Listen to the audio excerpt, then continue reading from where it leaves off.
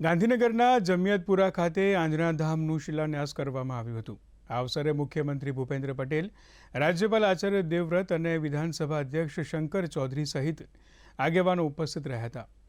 જમિયતપુરા ખાતે 22,000 ચોરસ મીટરમાં ₹300 કરોડના ખર્ચે આંજણા ધામ નિર્માણ પામશે, જેમાં UPSC, GPSC સહિત વિવિધ સ્પર્ધાત્મક પરીક્ષાઓનું કોચિંગ અપાશે અને 2,300 વિદ્યાર્થીઓ એક સાથે રહી શકે તે માટે વ્યવસ્થા કરાશે।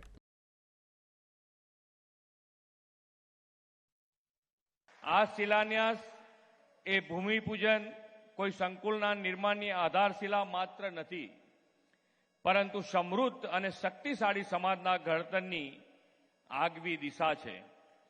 આદરણીય વડાપ્રધાન શ્રી મોદી સાહેબે સૌને સાથે રાખીને ચાલવાનો, સૌનો સાથ સૌના વિકાસનો મંત્ર આપ્યો છે। આંજણા સમાજ અને વિશ્વ આંજણા ફાઉન્ડેશન આ મંત્રને કાર્ય મંત્ર બનાવ્યો છે, તે અભિનંદનને પાત્ર છે। સમાજના યુવાનોને ઉચ્ચ શિક્ષણ, કારકિર્દી ઘડતર અને રમતગમત સહિતના સર્વાંગી ક્ષેત્રમાં ખીલવવાની પૂરતી તક આપવાનું આ આંજણા ધામ સંકુલ માધ્યમ બનશે।